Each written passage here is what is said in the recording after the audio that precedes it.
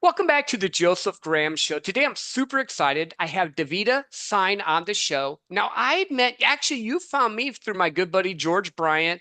I was on his podcast. You had listened, you had commented. And I'm like, we started talking, like, I need to have you on because you're a naturopath. You help people with a lot of different things. But instead of me explaining that, tell people who you are and who you help. Okay, well, it's such a pleasure to be here, Joe. Thank you for having me. I'm a naturopath. I specialize in women's gut and hormonal health. And I'm just so deeply passionate about how unlocking our best health is the path to living our best lives. I love that. Wait, you know what I thought about this? Because a lot of times I think in the entrepreneurial space and in sales and business, which a lot of these listeners are in that, we go, go, go, drive, drive, drive, and we don't take care of our health. I'm 49. I'm getting my blood checked next week. My mom, just to give an idea, my mom died of cancer. My sister died of cancer. I'm super into health because I know genetic wise I need to be. But I think so many entrepreneurs, business owners, men, women, they don't do that. What do you suggest for people who maybe have been in the grind, building their business, building the brand, the life they want to wake up to? What should they look for so that they can actually, like you said, be healthy and live a life that they love? Yeah, it's such an important consideration because truly our health is this foundation, right? It's what everything else is built upon. And I think in our culture, like I'm a person who's deeply connected to my ambition. I have a lot of drive. The people that I'm drawn to also tend to have a lot of drive. I work with a lot of just a lot of entrepreneurs, a lot of people who have a high level of agency and are go, go, go all the time, busy lives. Like we're not just sitting around kind of twiddling our thumbs, but in our culture, we're really prioritizing the human doing aspect over the human being aspect. And so much of this life is about coming to a middle path. Now, we also have this pharmaceutical model that like modern allopathy is kind of all about a pill for every ill and hiding symptoms by just, hiding them away, kind of like Band-Aid on the bullet wound. And my whole philosophy on how we build health, and it kind of parallels to like how we build a really full, beautiful, meaningful life, is that it's built through our daily practices. Like, how can health be a devotional practice, be something that, fills our cup and then it ends up being kind of like this Taurus field where we're constantly filling and then we're constantly pouring out into others. That's what lights me up on fire, you Mhm. know? No, I love that. So how can we start? Because again, in Western medicine, and I've worked with naturopaths before, I like both Eastern and Western for different reasons. Because, if I break my arm, I don't want to slowly heal. I want them to set it. But if I'm working with my body, I don't want to put stuff in that someone made up that may or may not and has a billion side effects. Because and I'll say this, and I'm saying this, not her, if pharmaceutical companies are giving you something, they're in the business to make money, not heal. So their drugs a lot of times are there to, like you said, get a band-aid instead of actually healing it. So what are some things that maybe we can start doing right now as we're starting to step into it? Like even in the day, like I go for walks to give someone an idea, like to get the vitamin D. But what are some things that people can start to do now? Because again, we want to help you start and then develop into, living a life you love. Yeah, absolutely. I think before we go down into specific strategies, I'd love to give a little bit more context on this Yes. because ultimately, like sometimes it's such a nice idea that we think of the body like a chemistry set. And, in more modern times where people are more aware, like people are going to get their labs run, what you're doing, they're aware of like family histories and genetics, and we have more tech than ever. This is the age of information. Like everything is available to us. But truthfully, sometimes we kind of have this like curse of knowledge where we're overcomplicating things. So I think just to contextualize the conversation, I'd love to tell a little bit about how I came onto this path. I think that'll Hmm. like give a little bit more context. So for me, I was a person who was always highly sensitive. And I actually had a lot of health issues, like going back to a very young age. My gut issues started when I remember being like 7 years old and diagnosing myself with lactose intolerance. And I went down the road of allopathy because I had so much going wrong in my body from gut issues and then, hormone problems, a thyroid problem that developed in my late teens. And it just snowballed into my early 20s. And, I had so many different doctors and specialists that I was seeing. And they just kept giving me pills, like a pill for every Hmm. symptom, to the point that at 23 years old, I was on 8 prescription medications. Wow, that's crazy. Yeah. And I was sicker than ever. Like I was 40 pounds heavier than I am now. I had no energy. And I was like, I had so much life in me. I was an artist when I was younger. That was my Hmm. first career, performance artist. And I just like, I couldn't even get things together to pursue that career in performance art, in singing, because my body was just such a mess. It was having such a hard time. And I was so sensitive. And I wasn't getting the answers that I was looking for, despite like really well-meaning, helpful doctors that wanted to give me the best of what they could, you know? Hmm. So that was what kind of started me on this path of seeking for other answers and being like, what does it actually take to build a healthy body that works well? Like, I sort of have an idea of what I want that to look and feel like, but I don't have a clear path in front of me. And it started from self-research. Like I would Hmm. just went down so many different rabbit holes of trying everything you can possibly think of. I refused to accept what my doctors were telling me. They were like, there's nothing like about what you're eating or, there's nothing that you can do. And I was a super healthy, active person. I Hmm. cared about cooking. Like I was already doing a lot of the things that so many people come to me these days and they're telling me, like I'm not living a life where I'm going to McDonald's every day. Right, Like right. I'm already working out. I'm already doing all these things, you know? And that was like my personal struggle. So it's what made me kind of curious about what else is out there. Like what is the answer? And that was a very long and difficult journey. Right. But ultimately, what I landed on, and this is like a big part of what I teach today, is that our health is built through the actions that we take each and every day, and that it's unique to the individual. So there's no like one size fits all magic right path that's going to work for everyone. And when we think about health from a holistic lens, all of the buckets matter. Hmm. So, like the physical, the chemical, like that matters. The structural, that matters. The emotional also really matters. And a lot of Yeah. our chronic, especially when it comes to chronic health, because I'm dealing with a lot of gut stuff, a lot of Hmm. hormone stuff, chronic symptoms, like so much of it is rooted in unprocessed emotions, Hmm. in old stuff that's like running our operating system that we don't even realize is there, that, to no fault of our own, like we haven't been taught how to process and release. Yeah. And so it's not just one thing. It's like building in meaningful practices that can nourish the physical. We need nourishment. Hmm. Food is nourishment.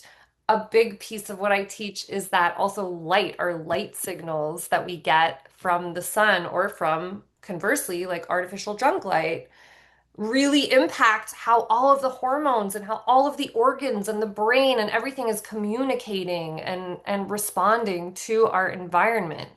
So these things are the foundation. We got to start to look at those pieces and look at how we're living our life, and are we living in a way that is in harmony, in coherence with our physiology, or are we like really out of touch with meeting and exceeding our own needs and taking care of ourselves?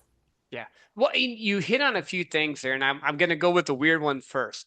Yeah. Different lights affect me. Like I have to be in the sun. My wife would tell me this. If I get too much in the house and I'm not, or in a building or whatever, she'll Mhm. literally tell me, you need to go for a walk. I can tell by how you're responding. In our house, if there's certain lights that aren't warm, like I call them almost like cold lights, Yeah. my body does not like them. I don't know if that's just a me thing, or maybe it's just different lights have different effects on you, which I agree with. But I was like, at one point, we even, because my wife has had gut health and that type of stuff too. I think I would almost say almost every woman I've talked to, and I don't know if it's our food, whatever, 90% of them have had some gut health issue that they'll bring up. It's like crazy. And a lot of times doctors give them like prescriptions for antidepressants, which makes no sense because that's not addressing the issue. It's just like, what the hell are you doing? But like let's start with the light thing first. So with light, and you said we need to do that. Like I understand the sun, but what other type of thing? Is there like a recommended time or is it like based off of your personal what you need? Like I'm outside a lot. Oh, I love to geek out about this. So you can already feel it, like just from your experience. It sounds like you can really feel intuitively that that is healthier for you when you Hmm. get outside. Like light, you mentioned walking, like that's also super regulating. So like movement and getting those light signals from the sun. That's light is a nutrient. Hmm. Okay, that is a daily required nutrient. It is not optional. And you can see, like, there's so much research that show that disease correlates with low vitamin D status. So we know this. Like, this is well established in the literature. But I want to break it down in a really simple way that I think what I've seen is that this is actually, it like predates nutrition. Like I address this in practice now, actually prior to addressing nutrition, because every organ and every system in the body run on a circadian rhythm. Hmm. So this is the 24-hour light and dark cycle that we experience for millennia. And our body is synced up to that. And so it doesn't make sense for every organ to be active at every moment in the day. Like there's optimal times for certain things to be happening in the body. And when our light environment is off, our Hmm. circadian rhythm is dysregulated. And this happens from being indoors and from not getting enough natural sunlight, but also from like all of these weird signals that we're getting, like from you said, the cool lighting, Hmm. the artificial lighting, all of the bulbs are dominant blue wavelengths of light, which, all of our screens, this is all like we have so much exposure to blue light, and that dysregulates our master hormonal signals. Hmm. That will throw off every other organ in the body. Like that throws off our digestion, it throws off how our thyroid is signaling, which messes with the metabolism, that messes with our thermoregulation, our temperature control system, our mood, our Hmm. energy. So much of those things are connected to the light signals that we get in our eyes and on our skin. And we're just living indoors. So like you can see how everyone is a little bit dysregulated, right? Hmm. Well, think about it this way. For thousands of years until modern times, everyone worked outside. You might have been a farmer, you might have been a merchant, you would have, but you were not in, we didn't have light, so you weren't staying in a building. The circadian rhythm, what I've learned when I moved here to Arizona, because we have very light curtains on purpose in our bedroom, when the Okay. sun comes up, when I have puppies, they wake me up when the sun comes up too, so that works out good. But like I feel more connected with the actual circadian rhythm. I'm lifting weights too, so I know I have to get sleep. But now I used to go to bed at like 10, 11, 12. I'm in bed by 10 at the latest. Normally it's like 9 o'clock. And by 8 o'clock, I feel my body starting to shut down. And then I've learned I'm trying. This is a part of habit mastery. I'm trying to not stare at my phone right before I go to bed because I'm trying to give my body that chance just to deregulate and read because I've learned for me, if I stare at the phone, I'm laying there tossing and turning. If I read paper and I have to have I don't read on like my wife can do it. So I can't read on the computer like a book. It bugs me. I have to have the real book. I like, you see the bookshelves. I like to feel it. That Yeah. helps me deregulate what I'm doing and then stillness practices. Like you're just saying something, I'm thinking stuff that I've learned. I learned the stillness from George. I'm gonna give him credit. I would go and sit for 15 minutes a day and just stare. And at first I thought, this is the stupidest, dumbest thing I've ever done in my life. Yeah. But after a while, just sitting there with no electronics and stuff, I literally can feel my body kind of just relax and deregulate. But I also am very sensitive, very empathetic in a lot of ways. That's a different story. But like I read people for a living. I'm a top salesperson because I have that gifting. But like I literally have learned that I have to have it. If I don't, I am a grumpy bastard and it's not good. That makes so much sense. Like they're biological, physiological needs. And if we get like a little bit nerdy with it for a second, when you go outside in the morning, that anchors in your cortisol rhythm for the day. Cortisol, we kind of think of as the stress hormone, but it's actually also related to wakefulness. It's like the rise in cortisol is natural. We have that natural rise in the morning. Ideally, we're getting outside and getting natural light into our eyes, and that begins that rise, which should ideally peak mid-morning and then drop, right? And it's Hmm. triggered. How cool is it that it's triggered by the light hitting receptors at the backs of our eyes they're literally designed to pick up specifically the blue wavelength range of light. Hmm. So that blue light that appears once the sun crosses the horizon triggers our body to go into this beautiful cascade. And then in the morning specifically, that will turn on and convert all these different amino acids into neurotransmitters that, like our dopamine, our serotonin, norepinephrine, all of the things that affect our mood, our drive, our motivation. Like, this is really important stuff. Just by getting outside in the morning, you will have more thyroid hormone in circulation from getting Hmm. that light into your eyes at that specific time, like about an hour after sunrise. Yeah, and it's funny. Like I guess some of the stuff I'm just my body like has I've listened to it enough. I normally Hmm. get up depending on the sunrise here between 5:45, 6:15, somewhere in that range. Yeah. Before I start my day normally around 7 to 7:30, I'm going for a 15-minute walk at least. Just Mm. because I don't have to do the whole I like to walk. So there's sometimes I walk way more, but normally I know I at least need to get 15 minutes if I do this little loop. I just feel better. And I'm like, okay, that makes sense. Before I used to drink Coke, coffee. Well, I still drink coffee. I will never give coffee up. If it's good for me, bad Me for me, it's neither. mine. I love coffee. I'm a coffee addict, and I that's a drug I'm keeping. But the thing that I've learned is that if I do the certain things now, then I don't have to take the prescriptions and the drugs later because I'm feeling my body. But it's taken me years. I'm 49 now. When I was younger, I was Monster energy drinks, stuff like that. You know what's funny? That stuff messed with me. I know a lot of people can drink energy drinks. I can't drink Monsters. It makes me ragey. Like I could drink a Red Bull, and I haven't drank an energy drink in a while because it's just not my thing. But I was just like, it's so weird the different things that will affect you. I'm sorry. I know I got off on a little tangent there because I'm like, I did this and this and this. Because I'm like thinking, wait a minute, you said this and this makes sense. But I'm gonna let you go back because you're teaching this, not me just rambling on about, oh, I did that. No, I'm so glad that you can relate it back to your personal experience. And I think if we learned to tap into what intuitively feels good and just kind of like rinse and repeat, we would make so much more progress in our health Hmm. than this current mentality of like outsourcing to an expert in a white coat and a whole bunch of really expensive functional lab work, and then trying to manipulate the body again, like I said kind of earlier, like a chemistry set by just like, here's a supplement for this, and here's a supplement for this. And then you end up taking 50 supplements Hmm. and you're like, is this what health is? Like, is this what the modern expression of health is? When what most people need is to eat a nourishing diet, ideally like local and seasonal and real foods. It Hmm. doesn't look the same for everyone. We need to move our bodies. We need to walk more. We need to be picking up heavy things and putting them Hmm. down again.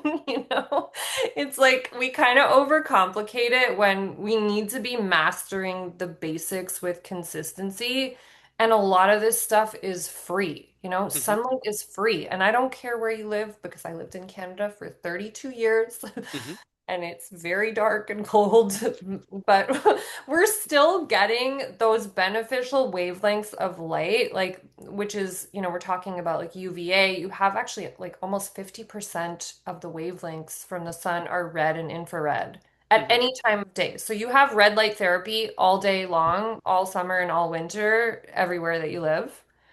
Like, Nice. you don't need a fancy panel. You can just literally go outside.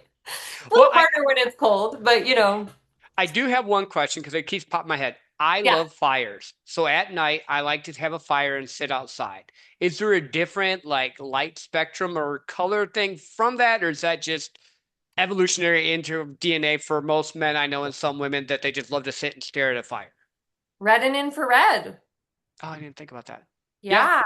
This is like, and this is why it's, there's been this like popularization of using like red bulbs or using incandescent bulbs, which have more on the red and infrared spectrum, right? Like compared to an LED light that's blue and cool. That's what you get from sunlight. You get this full spectrum. And then at night, we used to just have fire. So that's Hmm. why red light is actually very soothing. It's very anti-inflammatory. It has a lot of health benefits. There's like incredible research about all of the different health ailments that you can actually improve with the Hmm. use of like red light therapy, which can just be, from going outside and sunbathing in like the early morning or right before sunset Hmm. or anytime. Yeah. Well, and here's the other thing you said, which just made me chuckle, and it just popped in my head. You Yeah. said supplement. Why do you need a supplement? Because you're not getting the original. So if you can get the original, I'm assuming that's better. I don't know. I could be wrong, but like, and I take some supplements, so don't hear what I'm not saying. I do creatine, I do different things like multivitamins. I'm not saying I'm anti them, but I don't know. That's just where my mind went when you said it. Like, it just started beaconing there. Supplement. We're supplementing what we actually really need. Absolutely. I think this is so important because not to knock the value of supplements, like I personally use them, I use them quite liberally in my practice, and I've seen enormous benefit for them, especially given the modern climate that we're living in, because it is hard to get everything that you need from diet. Like there's a lot of reasons why that is. The soil is depleted. We're living in a more fast-paced lifestyle. We're not cooking as much. However, that being said, I will always come back to the fact that we cannot out supplement an unhealthy, unaligned lifestyle. Hmm. Like that's again, like you're trying to kind of like I say, I like having my steak and eating it too instead of having my cake and eating it too. But like you Hmm. can't have your cake and eat it too, Yeah. you need to look at how you're living your life. Like that is the thing that I always come back to with everyone, master these basics. We need to be moving our bodies quite a bit. Like we have become very sedentary. Sitting is the new smoking, Hmm. everyone. Yeah, Sitting yeah, it is. is. It is. Especially in offices. That's why I mentioned I go for walks. I go for walks probably once every hour and a half if I can, because I know if I sit too long, I don't feel good. I get tired, I get groggy. And if I can just get a little bit of movement going, and then I Mhm. just started doing weightlifting solid again about 2 months ago, and I just feel stronger and better. And then we're trying to eat good, but I'm also not going to the extremes. I do want to touch on this because I know there's people out there that are wanting the help, but then they go to the extreme of, oh no, I had a piece of cake once in 5 months. I'm horrible. Like I'm assuming from the limited time we're talking here, there's a little bit of a balance with it, but it's just 90% trying to eat correct, unless it's something that you know totally is going to mess you up. Yeah, for sure. The population that I deal with are so sensitive. So I think like you have to think of this like a lifestyle. So it is always true when we talk about the science of habit formation. And I absolutely love to just defer to James Clear as a reference. Like if you haven't read his book, Love his Atomic book. Habits. Yep. Yeah, I love that book because it's such an approachable framework. Like we have to kind of walk before we run. It's what you do most of the time, and you have to just build the art of showing up. And, I love his concept on just like never put a zero up on the scoreboard twice. It's Hmm. like you can miss a day. It happens to everyone that we miss a day. You don't want to catastrophize that, but you just get back on the horse the next day. So you go out, you have, a delectable meal at a restaurant, and then the next day you cook yourself a healthy meal at home with the Hmm. foods that are your foundational healthy foods that build your health and make you feel good. And you just like keep going, it's what you do most of the time that matters. Hmm. So I always anchor it in that point. There is nuance though, and I will Right. say this because I can tell you that, like, as someone who is highly sensitive and was from childhood, there are certain foods that I consider too expensive to Hmm. even eat sometimes. I figured out what those foods are for Right. me, and I don't. prefer the way that I feel and how long it takes me to get back to my healthy baseline after eating those things. So I just don't eat them. And that's way easier for me than trying to negotiate with myself. Like, is this the time that I'm gonna do that and eat it and whatever? Hmm. That's how I feel about alcohol. I'll give an example. Like, I don't drink. I was never an alcoholic, but I haven't drank in many years Hmm. and it just never agreed with me. And like at one point I was like, I'm just gonna stop trying to make this happen. Yeah. Yeah. You know? Well, Like that's it the doesn't, one, yeah, that's the one drug that if you tell people, hey, I'm not doing it, they look at you weird. Like I drink a little bit now, but I've gone where I went a year, 2 years, whatever, because I Mhm. have a rule. If anything starts to feel like it's in control, I won't do it. I just stop. And I also know that I have the ability to stop things when I want, and a lot of people don't. So don't hear what I'm not saying. There's no judgment there, but like if Yeah, I want to eat something, cool. If I want to stop it, I just have a really good ability to do that. I don't know how I got it, but I can just make the decision. I know that not everyone can. But there's certain things I don't. Like it doesn't like the monsters. I can't do that. We actually have our own garden on purpose because we want to have like as much natural stuff as we can. Bread. I can't eat a lot of processed bread. My wife makes sourdough because that doesn't affect me, but the bread will antihistamine and all that stuff. I agree with you, like 100%. You have to be aware. And there's certain stuff, yeah, and the benefits don't outweigh the cost. exactly. And I think it's such a highly individual process, but for anyone who's very sensitive, like this is one of the things that I teach is I'll take people through a process to determine what are their best foods and also what are their absolute heck no foods. Like that's very individual. And once you figure that out, like life just becomes so much more easy to get into a flow. Eventually, your habits are just how you live. Like you don't Hmm. think about it. It's the same way you don't think about like brushing your teeth in the morning or at night. It's just kind of part of how you live. It's a given. And that, Hmm. like, health can be the same. It's just that so many of us were never taught, like, to no fault of our own, to no fault of our parents. They didn't live in a time when they were contending with the level of modern toxins that we have to contend with. Right, Like our right. bodies are literally out here doing so much for us, struggling often under the weight of like this massive toxic burden. We're more sedentary, which doesn't allow things to clear out. And then we haven't been taught that health is skills. Hmm. You know, like knowing how to eat, how to prepare food quickly and healthfully is a skill. Sleep is a skill. I feel like if people understand just like how much sleep is a skill, it would be like Night yeah. and day. I agree. Because again, I'm a high achiever. I've won multiple, like I am that guy. Like driver, can I work 14, 16 hours a day if I want? Yep. And I Mhm. can do it 7 days a week. But then my body tells me, hello, stupid. No, you can't. Because in my mind, I could make myself do it, but it's not the best choice. Now I got it set to where I sleep at least 8 hours a day. And the thing that happens is I'm more productive and I can slow down time and get more done because I'm not, oh crap, I have to have more coffee or I had to have more of this or more of that because I've got into that. But it is a skill because again, I'm saying I'm there now. My 20s, my 30s, I wasn't. I'm 20 pounds less than I was 3 years ago because I gotten into a depressive state and had ate more and done more. And I was just like, I don't want to live this way anymore. And I think that's the thing. So what I'm hearing you say, and I want to reframe this to make sure. First, you have to make the decision. Second, you start taking the baby steps, the atomic habits to start getting there. Third, you listen to your body. And fourth, you get the plan going. And then over time, you're going to start to see the results. This is not I give you a pill and you're done. This is your body's been dealing with all these toxins already. So now I need to maneuver it more toward the true state of what it should be. Yeah, absolutely. That's a really it's like a really good recap, I would say. And I will add that it's unbelievable to see how quickly things can change, even though change is a gradual process and like health, you didn't get yourself to the current state of health that you're in overnight. So we don't want to have the expectation that it's going to be a quick fix because I think that's just kind of going back to like a pill for every ill or like magic pill mentality, all the Ozempic that's happening now and we're seeing like everyone thinking there's going to be some kind of miracle that shortcuts the distance to just actually building a healthy habit. And that Yeah. doesn't exist.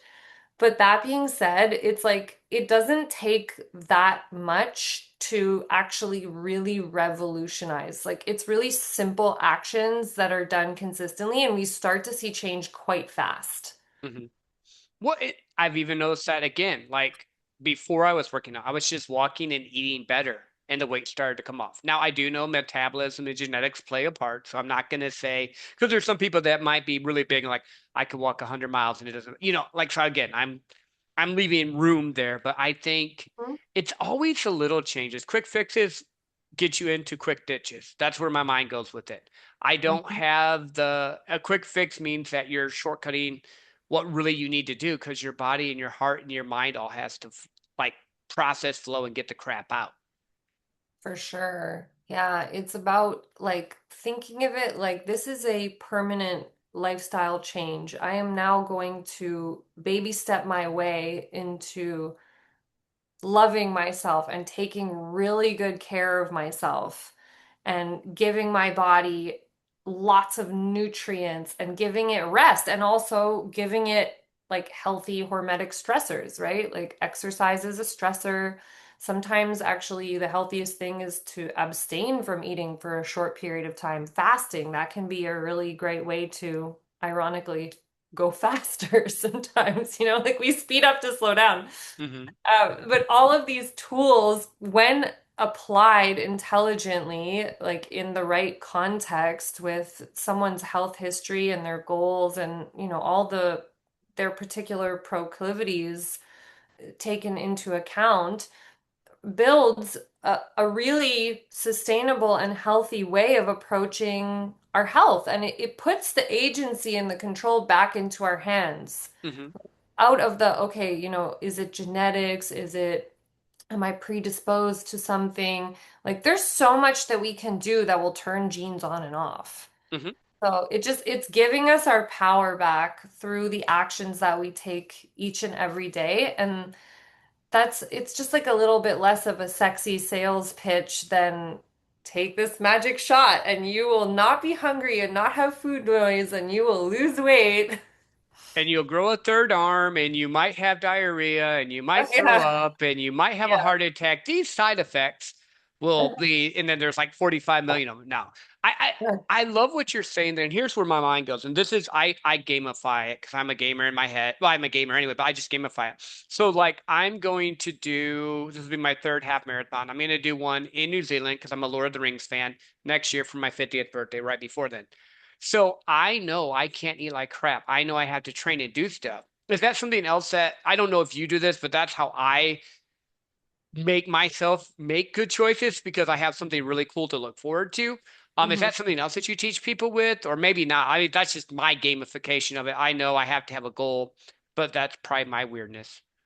Oh yeah, I mean, I would say that I identify and relate to that weirdness very strongly. And I think like men also are very outcome driven. Like you guys work well with project based, so it's a really great way to just activate like the dopamine reward circuit and get yourself moving towards a goal.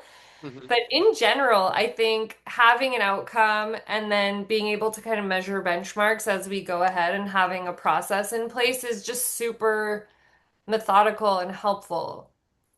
That combined with the skill of body literacy. Like we Hmm. need to understand how to read the cues that we're getting from our body progressively and what those cues mean and how to respond to them and adjust as we go, like little micro adjustments. So I'll take the example of like, you're training for a big event, and it's a fitness event, let's say. Hmm. You're training for a specific body composition goal. Like muscle is going to eat more than fat. So I oftentimes see people like under fueling Hmm. when you have to take the context into consideration and you need to create a plan that reflects like what's going to actually get you there. Yeah. Well, and I think sometimes people don't know nutrition well enough. Like Mhm. again, I've been lifting weights more. I've been way more hungry. And I'm also in sales. So yesterday I had like 3 client meetings that got busy and I was exhausted at the end of the day. So I didn't do my workout. I'm going to do it today because I knew I wasn't fueled enough to do it. old me Mhm. would have just tried to push through. And I think people when they're trying to lose weight don't understand. Sometimes you have to feel your body more because you're lifting weights or you're walking or you're doing things. It's just you have to feel it with the right foods, the right nutrition. Not McDonald's. I'm just throwing McDonald's out there, but not like the fast food stuff, but chicken or whatever it is that you eat. If you're a vegan, whatever, like however that works for your body. No, I love that because I think too many times we want the shortcut because it's easier, but it's not easier. Oh no, absolutely not. And like, I mean, I chose to focus and specialize with women because in women's health we have the hormonal cycle. It's not just the 24-hour cycle, but we also have this monthly cycle to consider. And so that changes like how we're metabolizing and how we're interfacing and how we experience life in our bodies throughout the month. It's like an extra layer of complexity to consider. And when you layer that in with like diet culture and just this obsession almost with being as small as possible, I just see more often than not, even with women who are struggling to lose weight, that they're underfueling. Hmm. They're underfueling and I mean, not just in terms of nutrient density, because the whole picture of the diet doesn't contain enough nutrients to properly feed all of our cells and our organs and our brain and our nerves. But beyond that, it's just like it's not enough. Like our physiology is operating in this survival state for years. And so, of course, our metabolisms are going to down regulate. Hmm. Of course, the body is going to hold on to weight for dear life. And not to mention, because we're exposed to so many toxins in the air, the water, and everything. And I don't say this to fearmonger. I say this because, like, this is legitimately a reality. Hmm. Like, there's pieces of it we can control, and then there's pieces of it that we can't control. And our brilliant, incredible bodies are designed to sequester these toxins so Yep. that we maintain homeostasis. And where do they go? They go into your fat cells. Yep. They get stored in your fat cells. So, like, is it any wonder that so many of us are experiencing this, like, extremely frustrating scenario where we're putting in so much effort and we're, like, trying to make the portions smaller and smaller and Hmm. smaller. And we're just like, we're going to work out more. And nobody's fueled for these workouts. Oh, And, no, you not at know, all. Yeah. No, I yeah, think that's crazy. Like, I it's, think it's, too many people it's do crazy. that. I'm sorry. I didn't mean to interrupt you. I got excited. Go ahead. No, all good. Yeah, it is crazy making. Like we're putting such a huge demand on our bodies and then taking the assumption that they're somehow broken, malfunctioning, or working against us, like or we just got a dud, when in truth, like we haven't created the optimal conditions for our bodies to thrive. Hmm. We don't even know that that's possible, or like we've kind of lost so much touch of what that would even look and feel like, which makes total sense. Like this is not to shame anyone. I think we're living in a time where we're just on the precipice of a huge paradigm shift. So I'm Hmm. very, like, for one, I'm very excited about it. But I do think that we need to recognize that our bodies are living intelligence with Hmm. this like inherent desire to be well. Our bodies are always trying to get back to balance, to regulation. Like, despite all of the insane amount of unseen stressors, just from our environment, just from the light, just from being indoors and all the Wi-Fi radiation and all of the toxins and everything, like it's kind of incredible actually Hmm. to think about it that we're doing pretty good. Yeah. We can Yeah. like reframe that a little bit that we're actually Yeah. doing quite well. And there's an opportunity here for us to just understand ourselves and be better stewards of these incredible pieces of technology that we're living within. Yeah. No, I love that. So we're not done, but I always like to drop it right about here. Where can people find you? Mm. Yes. So the main channel that I'm active on is Instagram. So you can find me at Davida Light. So that's David with an A dot light, like the light from the sun. Nice. Or on my website, which is vitahealingarts.com. Awesome. And we'll put those in the show notes and take care of that. Um, yeah, I think so many times we get caught up, like you've mentioned, in the quick fix instead of in the balance, the Eastern versus Western. And a lot of Western doctors are trained to prescribe drugs, not trained to prescribe health. Now, again, like I said, I like both. So, what is there anything else that we haven't touched on? I know we've touched on like a wide spectrum, but before I let you go, like anything else that we haven't touched on that you wanted to leave our listeners with, health, life, whatever you want to go with that. Mm. One of my favorite messages to leave people with is just to listen to your body.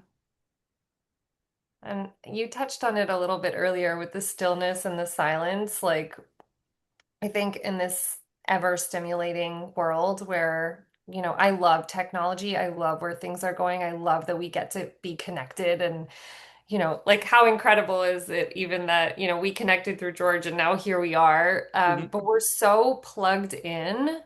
And it is incredibly difficult for us to hear the subtle shifts and sensitivities of this instrument when we have so many external inputs like grabbing our attention.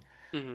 So, getting back into the body is something that needs to be a part of the daily practice. And I don't want to generalize too much, but I do find that like some people tend to do better with the stillness. So they can go right into stillness and like, it might be foreign, but you can sit there for 15 minutes and you can get there. I've noticed with a lot of the women that I work with, that doesn't always feel accessible. So a really great entry point is to actually move first. Hmm.